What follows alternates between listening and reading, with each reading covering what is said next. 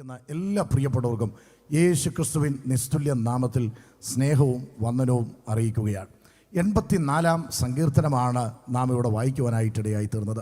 നമ്മുടെ ആരാധനകളിലെല്ലാം എല്ലാ ആഴ്ചകളിലും സങ്കീർത്തനം വായിച്ച് നാം ദൈവിക സന്ദേശങ്ങൾ കേൾക്കാറുണ്ട്. നമ്മുടെ ആരാധനയുടെ ഭാഗമാണ് സങ്കീർത്തന വായന എന്ന് പറയുന്നത്. സങ്കീർത്തനങ്ങൾ ഏറിയ പങ്ക് പാടിയിരിക്കുന്നത് ദൈവത്തിൻ്റെ ദാസനായ ദാവീദാണ്. എന്നാൽ ചില സങ്കീർത്തനങ്ങൾ കോരഹുപുത്രന്മാർ അതുപോലെ തന്നെ ശലോമോനൊക്കെ പാടിയതായിട്ടുള്ളത്, ആസാഫ് തുടങ്ങിയവർ പാടിയിട്ടുള്ളത് നമുക്ക് കാണുവാനായിട്ട് കഴിയും. 84-ാം സങ്കീർത്തനം കോരഹുപുത്രന്മാർ പാടിയതായ ഒരു സങ്കീർത്തനമാണ്. ആരാണ് ഈ കോരഹുപുത്രന്മാരെന്ന് പറയുന്നത്? മോശയുടെ പിതാവായ അമ്രാമിൻ്റെ സഹോദരൻ ഇസഹാരിൻ്റെ മകനാണ് കോരഹ് എന്ന് പറയുന്നത്. ഈ കോരഹ് തൻ്റെ കുടുംബത്തിൽ തന്നെ ഉള്ളതായ ലീഡർഷിപ്പുള്ളതായ മോശയ്ക്കെതിരെ മത്സരിക്കുകയും ഭൂമി വായു പിളർന്ന് കോരഹിനെയും കൂട്ടരെയും വിഴുങ്ങിയപ്പോൾ കോരഹിൻ്റെ മക്കളെ ദൈവം അതിൽ നിന്ന് ഒഴിവാക്കുവാനായിട്ടിടയായി തീർന്നു. നാം വേദപുസ്തകം പഠിക്കുമ്പോൾ അവർ ഓടിച്ചെന്ന് ദൈവത്തിൻ്റെ സന്നിധിയിൽ അഭയം കണ്ടെത്തുവാനായിട്ടിടയായി തീർന്നു.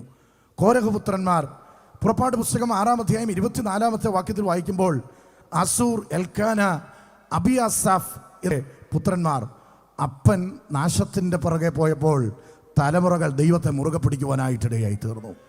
സ്തോത്രം. നമുക്കൊരു യോഗ്യതയും പറയുവാനില്ല. നമ്മളിവിടെ ആയിരിക്കുന്ന ദൈവത്തിൻ്റെ കൃപയൊന്ന് മാത്രമാണ്. ദൈവത്തിൻ്റെ കരുണ, ദൈവത്തിൻ്റെ ആ കൃപാ കടാക്ഷങ്ങളെ ഓർത്ത ദൈവത്തെ സ്തുതിക്കുകയാണ്. ഇസ്രയേലിലെ പുരുഷന്മാരെല്ലാം ആണ്ടിൽ 3 പ്രാവശ്യം യെരുശലേമിൽ ആലയമുള്ള ഇടത്ത് കടന്നു ചെല്ലണം എന്നുള്ളത് ദൈവത്തിൻ്റെ ശക്തമായ കൽപ്പനയായിരുന്നു.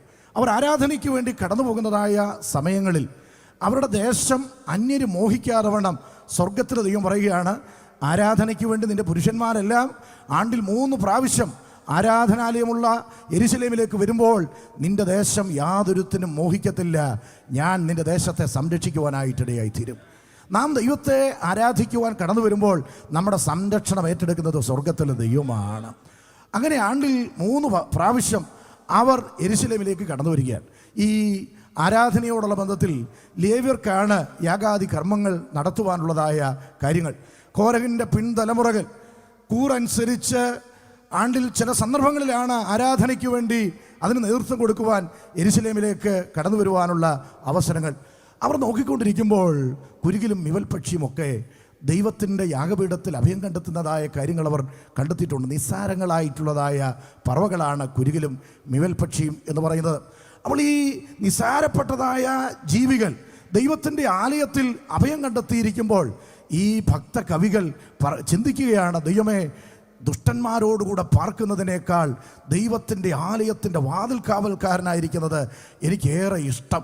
സമാഗമന കൂടാരമെന്ന് പറയുന്നത് ദൈവം വസിക്കുന്നതിനു വേണ്ടി ദൈവത്തിൻ്റെ കൽപ്പനപ്രകാരം ഉണ്ടാക്കിയതായ പഴയ നിയമത്തിലെ ഇടമാണ് സമാഗമന കൂടാരം. അതുപോലെ തന്നെ ശലോമോൻ ദൈവത്തിൻ്റെ ആലയം പണിയുവാനായിട്ടിടയായി തീർന്നു. ദൈവവും മനുഷ്യനും തമ്മിൽ സന്ധിക്കുന്നതായ ഇടമാണ് സമാഗമന കൂടാരം എന്ന് പറയുന്നത്. അപ്പോൾ ഈ സിയോൻ യാത്രക്കാരായി അവർ യെരുശലേമിലേക്ക് പോകുന്നതായ ആ പോക്കിൽ അന്നത്തെ കാലത്ത് ഇന്നത്തെ പോലെ വാഹന സൗകര്യങ്ങളില്ല. നടന്നും വാഹനമൃഗത്തിലൊക്കെയാണ് അവർ കടന്നു പോകുന്നത്. ക്ലേശം നിറഞ്ഞതായ യാത്രകളാണ്. ആ യാത്രയിൽ ഏതാണ്ട് 777 അടി ഉയരത്തിലുള്ളതായ യെരുശലേം താഴ്വാരത്തിൽ നിന്ന് മല കയറി അവർ മുൻപോട്ട് പോകുമ്പോൾ വളരെ ക്ലേശം നിറഞ്ഞതായ യാത്രയാണ്. ആ യാത്രയിൽ ബാഗായുടെ താഴ്വര കടന്നു വേണം അവർ സിയോറിൽ കടന്നു ചെല്ലുവാനായിട്ട്. ഈ കണ്ണുനീർ താഴ്വര എന്ന് പറയുമ്പോൾ ബാഗാ ചെടിയാണ്, അല്ലെങ്കിൽ ബാഗാ വൃക്ഷങ്ങളാണ്. ഈ അത്യുഷ്ട മേഖലകളാണ് ആ കാലഘട്ടത്തിൽ അവിടെ ഉണ്ടായിരുന്നത്. അവിടുത്തെ കാലാവസ്ഥ എന്ന് പറയുന്നത് ഈ കണ്ണുനീർ ചെടിയുടെ ഇലകളിൽ നിന്ന് കണ്ണുനീർ തുള്ളി പോലെയുള്ള വെള്ളം പുറത്തേക്ക് വരുന്നത് കൊണ്ടാണ് അതിനെ ബാഗായുടെ താഴ്വര എന്ന് വിളിക്കുന്നത് എന്ന് ഞാൻ വായിച്ചത് ഈ തരുണത്തിൽ ഓർത്തു പോവുകയാണ്. എന്തായാലും ക്രിസ്തീയ ഭക്തനെ സംബന്ധിച്ചിടത്തോളം ബാഗായുടെ താഴ്വര സന്തോഷത്തിൻ്റെ താഴ്വരയല്ല, അത് ദുഃഖത്തിൻ്റെയും വേദനയുടെയും താഴ്വരയാണ്. എന്നാൽ ഈ താഴ്വരയിലൂടെ കടന്നു പോകുമ്പോൾ ഭക്തന്മാർ പ്രതിസന്ധിയുടെ നടുവിൽ യാത്ര അവസാനിപ്പിക്കുകയല്ല, അവരുടെ അകത്തെ മനുഷ്യൻ ശക്തിപ്പെടുകയാണ്.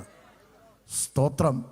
പ്രതിസന്ധികളെ പദ്ധതികളാക്കി മാറ്റുന്നവരാണ് യഥാർത്ഥ ഭക്തന്മാരെന്ന് പറയുന്നത്. ഈ ബാഗായുടെ താഴ്വര നാം 6-ാം വാക്യത്തിൽ വായിക്കുന്നുണ്ട്.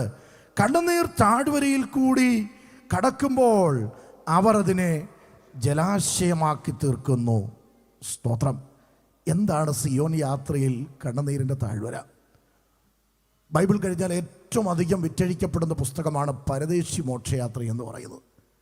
അതിനകത്ത് സിംബോളിക്കായിട്ടാണ് ക്രിസ്ത്യാനിയുടെ യാത്രയെ രേഖപ്പെടുത്തിയിരിക്കുന്നത്. ആ ക്രിസ്ത്യാനി മോക്ഷപട്ടണം ലക്ഷ്യമാക്കി കടന്നു പോകുമ്പോൾ നിരാശ്രയത്തിൻ്റെ കുഴിയിൽ വീഴുന്നുണ്ട്. മറ്റൊന്നാണ് വൈഷമ്യ കുന്നെന്ന് പറയുന്നത്. നിരാശ്രയത്തിൻ്റെ കുഴിയിലകപ്പെടുമ്പോൾ ധൈര്യം ചോരുന്ന പല സംഭവങ്ങൾ നേരിടാറുണ്ട്. എന്നാൽ നിരാശ്രയത്തിൻ്റെ കുഴിയിൽ കിടക്കുകയല്ല, ഏവൻഗേലിയോൻ, ദൈവത്തിൻ്റെ വചനം, എഴുതപ്പെട്ട വചനം അകത്തുള്ളതായ ക്രിസ്ത്യാനി നിരാശ്രയ കുഴിയിൽ നിന്ന് കരകയറുകയാണ്. വൈഷമ്യ കുന്ന് ക്രിസ്ത്യാനി ഓട്ടം അവസാനിപ്പിക്കുകയല്ല, വൈഷമ്യ കുന്നും കയറി ഭക്തൻ സിയോനിൽ ചെന്നെത്തുകയാണ്. നമ്മുടെ ക്രിസ്തീയ ജീവിതയാത്രയിൽ എപ്പോഴൊക്കെ ഏതെങ്കിലും ഘട്ടത്തിൽ ഇത്തരം കണ്ണുനീരിൻ്റെ താഴ്വരയിലൂടെ നാം കടന്നു പോകേണ്ടതായിട്ട് വരും. കണ്ണുനീരിൻ്റെ താഴ്വരയിലൂടെ കടന്നുപോയ ഭക്തന്മാരിൽ അഗ്രഗണ്യനാണ് ദാവീദ് എന്ന് പറയുന്നത്. 2 ഘട്ടത്തിൽ തൻ്റെ ജീവിതത്തിൽ വലിയ ദുഃഖങ്ങൾ കടന്നു വന്നു. ഒന്ന്, ശൗലിനെ ഭയന്ന സിക്ലാഗിൽ പാർക്കുന്നതായ വേളയിൽ അവിടെ താൻ സിക്ലാഗിൽ പാർക്കുക, ഭാര്യമാരെയെല്ലാം അവിടെ ആക്കിയിരിക്കുകയാണ്. യുദ്ധം ചെയ്തിട്ട് മടങ്ങി വരുമ്പോൾ ഭാര്യയില്ല, മക്കളില്ല, ആടുമാടുകളില്ല. കൂട്ടത്തിലുള്ളവരെല്ലാം പറയുകയാണ്, ഇതിനെല്ലാം കാരണക്കാരൻ ഇവനാ. സ്തോത്രം. അവനെതിരെ കല്ല് കരങ്ങളിൽ പിടിച്ചിരിക്കുമ്പോൾ അവിടെ വായിക്കുന്നു, ഉള്ളിൽ ബലമില്ലാതാകുവോളം ദാവീദ് ഉറക്ക കരയുവാനായിട്ടിടയായി തീർന്നു. എന്തായിരിക്കാം ഉറക്ക കരയാനുള്ള കാരണം? കൂടെ നിൽക്കുമെന്ന് ചിന്തിച്ച വ്യക്തികളുടെ കരങ്ങളിലിരിക്കുന്നത് കല്ലുകളാണ്. ഈ കല്ല് കണ്ടപ്പോൾ ഭക്തൻ ഒരു കാര്യം മനസ്സിലായി, ഇവരുടെ മുഖത്തേക്ക് നോക്കിയാൽ രക്ഷയില്ല, രക്ഷപ്പെടണമെങ്കിൽ ഉയരത്തിലേക്ക് നോക്കണം. ഹല്ലേലൂയ. ദാവീദിൻ്റെ ജീവിതത്തിലെ ബാഖായുടെ താഴ്വരയിൽ അവൻ തളർന്നു പോയെന്നല്ല വായിക്കുന്നത്, ഉള്ളിൽ ബലമില്ലാതാകോളം ഉറക്ക കരഞ്ഞ ഭക്തനത് ഒരു വഴി തുറന്നു കൊടുക്കുകയാണ്. അവിടെ വായിക്കുന്നത് ഇങ്ങനെയാണ്, ദാവീദോ തൻ്റെ ദൈവമായ യഹോവയിൽ ധൈര്യപ്പെട്ടു. ഇന്ന് പകലിനെ ശ്രദ്ധിക്കുന്ന പ്രിയപ്പെട്ടവരെ, ധൈര്യപ്പെടുവാൻ സാഹചര്യങ്ങൾ ഒരിക്കലും നിങ്ങൾക്ക് അനുകൂലമായിരിക്കില്ല, ധൈര്യപ്പെടുത്താൻ ആരും കാണില്ല. എന്നാൽ ഇന്നൊരുവൻ ഇവിടെ കടന്നു വന്നിട്ടുണ്ട്. അവൻ തളർന്നിരിക്കുന്നവരെ വാക്കുകൊണ്ട് താങ്ങുന്നവനാണ്. സ്തോത്രം. തളർന്നിരിക്കുന്നവരെ വാക്കുകൊണ്ട് താങ്ങുന്ന യഥാർത്ഥ സ്നേഹിതൻ അത് മറ്റാരുമല്ല. യെരൂശലേമിൽ നിന്ന് എമ്മോസിലേക്ക് പോയപ്പോൾ വാദിച്ച് തർക്കിച്ച് തെറ്റിപ്പിരിയാനുള്ള എല്ലാ സാധ്യതകളും സംജാതമായപ്പോൾ കൂടെ നടന്ന ഒരുവൻ, അവൻ അദൃശ്യനാണെന്ന് തോന്നും, എന്നാൽ അദൃശ്യനല്ല. നിന്റെ സംസാരങ്ങൾ അറിയുന്നവൻ, നിന്റെ വേദനകൾ അറിയുന്നവൻ, നിന്റെ നൊമ്പരങ്ങൾ അറിയുന്നവൻ, നിന്റെ കുടുംബത്തിൽ നടക്കുന്ന ചർച്ചകൾ അതുപോലും അറിയുന്നവൻ, ഒരു വ്യക്തിക്കും ഉത്തരം തരുവാൻ കഴിയാത്ത ഭാരങ്ങളുമായി ഈ സെന്റർ കൺവെൻഷനിൽ കടന്നു വന്നിരിക്കുന്ന പ്രിയപ്പെട്ടവരോട് ദൈവാത്മാവ് വിളിച്ചു പറയുകയാ, അദൃശ്യനായ ഒരുവൻ ഈ ദിവസങ്ങൾ നിന്നോടുകൂടെ നടന്നുകൊണ്ടിരിക്കുകയാണ്. സ്തോത്രം. ദാവീദിന്റെ ജീവിതത്തിൽ മറ്റൊരു കണ്ണുനീരിന്റെ താഴ്വരയാ. പാളയത്തിൽ പട, താങ്ങേണ്ട മകൻ തനിക്കെതിരായിരിക്കുക. ഈ വീട്ടിനകത്ത് താങ്ങേണ്ടവർ തളർത്താൻ തുടങ്ങുമ്പോൾ നാട്ടുകാർ പറയാൻ തുടങ്ങി, പല കെടുതി ജയിച്ചിട്ടുണ്ടെങ്കിലും ഇവൻ ഈ പ്രാവശ്യം രക്ഷപ്പെടാൻ പോകുന്നില്ല. പലരുടെയും വായിന്ന് വന്നിരിക്കുക, എന്താ പറയുന്നത്, അവൻ രക്ഷപ്പെടുന്ന കാര്യം ബുദ്ധിമുട്ടാണ്, ഈ പ്രാവശ്യം പോക്ക. സ്തോത്രം. എന്നാൽ പ്രൈസ് ദി ലോർഡ്, ദാവീദ് തലമൂടി ചെരുപ്പിടാതെ ഒലിവുമലയുടെ കയറ്റം കയറുകയാണ്. സ്തോത്രം. ശിമിയൊക്കെ ആ സമയത്ത് പറയാനുള്ളതെല്ലാം പുറത്തേക്ക് വരുന്നത്. പലരുടെ അകത്തിരിക്കുന്നത് അറിയണമെങ്കിൽ നീ ചില പ്രതിസന്ധിയിലൂടെ കടന്നു പോകണം. Praise the Lord. സ്തോത്രം. വ്യക്തികളുടെ സ്നേഹത്തിന് പരിമിതികളുണ്ട് പ്രിയപ്പെട്ടവരെ, എന്നാൽ പരിധിയില്ലാതെ സ്നേഹിക്കുന്നത് സ്വർഗത്തിലെ ദൈവമാണ്. സ്തോത്രം. പലരുടെ അകത്തിരിക്കുന്നത് പുറത്തു വന്നപ്പോൾ ഹല്ലേലൂയ, ഉയരത്തിലിരിക്കുന്നവന്റെ ആ നിത്യമായ വചനങ്ങൾ ഭക്തന്റെ അകത്തേക്ക് ദൈവം കൊടുക്കുകയാണ്. സ്തോത്രം. ഒലിമലയുടെ കയറ്റം ദാവീദ് കരഞ്ഞ് കയറുന്നതായ വേളയിൽ ഹല്ലേലൂയ, രക്ഷയില്ലെന്ന് പറഞ്ഞവരുടെ നടുവിൽ സ്വർഗത്തിലെ ദൈവം പരിചയമായി വെളിപ്പെടുവാനിടയായി. നിങ്ങൾ രക്ഷപ്പെടത്തില്ലെന്ന് നാട്ടുകാർ പറഞ്ഞാലും സഭക്കാർ പറഞ്ഞാലും രക്ഷിക്കുന്ന ഒരുവർ ഇവിടെ കടന്നു വന്നിട്ടുണ്ട്. സ്തോത്രം. നിങ്ങളിത് അതിജീവിക്കത്തില്ലെന്ന് ആരെങ്കിലും പറഞ്ഞിട്ടുണ്ടെങ്കിൽ, ഒരു പാട്ടുകാരൻ പാടിയതുപോലെ ഒരു മഴയും തോരാതിരുന്നിട്ടില്ല. സ്തോത്രം. ഒരു കാറ്റും അടങ്ങാതിരുന്നിട്ടില്ല. ഹല്ലേലൂയ. ഇന്ന് ഏതെങ്കിലും വ്യക്തികൾ പ്രതിസന്ധിയിലൂടെ കടന്നു പോകുന്നുവെങ്കിൽ ഞാൻ പറയട്ടെ, നിങ്ങളെ വിളിച്ചത് സ്വർഗത്തിലെ ദൈവമാണ്. നിങ്ങളുടെ കരം പിടിച്ചിരിക്കുന്നത് ദൈവമാണ്. ആ ദൈവം പറയുന്നു, ഇന്നത്തെ ബാഗായുടെ താഴ്വരയിൽ നീ തളർന്നു പോകുകയല്ല.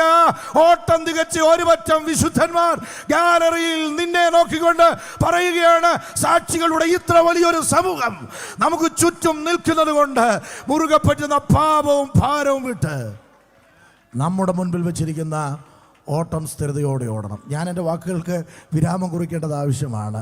ഈ ബാഗായുടെ താഴ്വരയിലൂടെ കടന്നു പോകുമ്പോൾ അതിനെ അതിജീവിക്കാനുള്ള രണ്ട് കാര്യം. ഒന്നാമത്, നോട്ടം തളർന്നിരിക്കുന്നവരിലേക്കല്ല, നോട്ടം അങ്ങ് സിയോനിലേക്കാ. സ്തോത്രം. ഞാനൊരു കാര്യം പറയാം. തളർന്നിരിക്കുമ്പോൾ ഒരു മനുഷ്യനോടും സംസാരിക്കാൻ പോകരുത്. തളർന്നിരിക്കുമ്പോൾ നിങ്ങൾ ദൈവത്തോട് സംസാരിക്കാൻ തയ്യാറാണെങ്കിൽ, ഹല്ലേലൂയ, സ്വർഗത്തിലെ ദൈവം നിങ്ങളെ ശക്തീകരിക്കുവാനിടയാകും. സ്തോത്രം. ബാഗായുടെ താഴ്വരയിലൂടെ കടന്നു പോകുമ്പോൾ അവർ നോക്കുന്നത് ഓട്ടമോടി തങ്ങൾക്ക് മുൻപേ അവിടെ ചെന്നെത്തിയ വിശുദ്ധന്മാർ ദൈവസന്നിധിയിലിരുന്ന് പാടി ദൈവത്തെ എന്ത് ചെയ്യുകയാണ്? ആരാധിക്കാൻ. രണ്ട്, ഈ ബാഗായുടെ താഴ്വര കടക്കാനുള്ള രണ്ടാമത്തെ കാരണം എന്ന് പറയുന്നത്, ബലം അവർ സ്വയം കണ്ടെത്തുകയല്ല, ബലം ദൈവത്തിൽ കണ്ടെത്തുകയാണ്. അവരൊരു കാര്യം തിരിച്ചറിഞ്ഞു, ഞങ്ങളുടെ ശക്തി കൊണ്ടോ ഞങ്ങളുടെ പ്രാർത്ഥനയുടെ കൂടുതൽ കൊണ്ടോ ഈ താഴ്വര കടക്കാൻ പറ്റത്തില്ല. ഇത് കടക്കണമെങ്കിൽ ദൈവശക്തി ആവശ്യമാണ്. സ്തോത്രം. ഞാനൊരു കാര്യം പറയാം. ചിലപ്പോൾ നമ്മൾ നിസ്സഹായരായി പോകും. എന്നാൽ നമ്മെ ശക്തീകരിക്കുന്നൊരു സ്വർഗത്തിലെ ദൈവം. ഞാൻ എൻ്റെ വാക്കുകളിലൂടെ അവസാനിപ്പിക്കുകയാണ്. ഗെത്സമനയിൽ കർത്താവ് ഇതുപോലെ ഒരു ഘട്ടം തരണം ചെയ്യുകയാണ്. കൂടെ നിൽക്കാമെന്ന് പറഞ്ഞവർ കൂടെ ഉണ്ടോ? ഇല്ല. സ്തോത്രം. ഒരുവൻ പിശാചിൻ്റെ കയ്യിലാണ്. ഏതാണ്ട് 8 പേരോളം ആ ഗെത്സമനയുടെ വാതിക്കല. സ്തോത്രം. 2-3 പേരെ കൂട്ടിക്കൊണ്ട് പ്രാർത്ഥിക്കാനായിട്ട് അകത്തേക്ക് പോയതാ. അവർക്കാണെങ്കിൽ കർത്താവിൻ്റെ വേദന എന്താണെന്ന് പോലും ശരിക്കും എന്ത് ചെയ്യത്തില്ല, അറിയത്തില്ല. എന്നാൽ കർത്താവ് ഒരു കല്ലേറ് ദൂരം മുന്നോട്ട് ചെന്നു, കവിണ്ണു വീണു, മുട്ടുകുത്തി. സ്തോത്രം. യേശു കർത്താവിനെ ശുശ്രൂഷിക്കാൻ 2 ഘട്ടത്തിലെ ദൂതന്മാർ കടന്നു വന്നിട്ടുള്ളൂ. ഒന്ന്, കർത്താവ് സ്നാനമേറ്റ് പരീക്ഷ നേരിടുന്നതായ വേളയിൽ കാട്ടുമൃഗങ്ങളോടുകൂടിയായിരുന്നു അവിടെ ദൈവത്തിൻ്റെ ദൂതൻ ഇറങ്ങി വന്ന് ശുശ്രൂഷിച്ചു. കർത്താവ് ഗെത്സമനയിലായിരുന്നപ്പോൾ കർത്താവിനെ ശക്തീകരിക്കാൻ സ്വർഗത്തിലെ ദൈവം തൻ്റെ ദൂതനെ അയച്ചു. ഞാനിവിടെ പറഞ്ഞവസാനിപ്പിക്കുക. ജീവിതത്തിൽ ഇന്ന് വരെ അനുഭവിക്കാത്ത ദൈവ സാന്നിധ്യം നിങ്ങൾ അനുഭവിക്കുന്നത് സമൃദ്ധിയിലല്ല, വിശാലതയിലല്ല, എല്ലാവരും കൂടെയുള്ളപ്പോഴല്ല. എല്ലാവരും തള്ളിക്കളയുമ്പോൾ കൂടെ വരാമെന്ന് അരുളി ചെയ്തവൻ. അല്പസമയ കരങ്ങൾ അടിച്ച് ദൈവത്തിന് മഹത്വം അർപ്പിക്കാമല്ലോ. ബാഗായുടെ താഴ്വരയിൽ, കണ്ണുനീരിൻ്റെ താഴ്വരയിൽ എന്നെ കൈവിടാത്തൊരു കർത്താവ്, എൻ്റെ കൂടെ വരുന്നവനായൊരു ദൈവം. പരിശുദ്ധാത്മാവ് ചെല്ലോട് പറയുക, ഒരു പക്ഷേ പുസ്തകം താത്തുവെക്കുവാൻ, പുറകോട്ട് പോകുവാൻ എന്നെ കൊണ്ടത് കഴിയത്തില്ല മാസ്റ്ററെ എന്ന് തോന്നത്തക്ക നിലയിൽ കഴിയുന്നതിന് മീതെയുള്ള ചില ഭാരങ്ങൾ, സ്തോത്രം, നിങ്ങളുടെ ജീവിതത്തിൽ ഉണ്ടായിരിക്കാം. എന്നാൽ കർത്താവ് പറയുന്നു, നിനക്കിത് കഴിയും, നീ ഇത് തരണം ചെയ്യും, നീ പരാജയപ്പെട്ടവനല്ല. നിന്റെ വീഴ്ച കാണാൻ കാത്തിരിക്കുന്നവരുടെ നടുവിൽ നിന്റെ തലയെ ഉയർത്തുന്നവനായ ദൈവം, അവൻ നിന്റെ തല ഉയർത്തും. ഈ വചനങ്ങളാൽ ദൈവം നമ്മെ അനുഗ്രഹിക്കട്ടെ.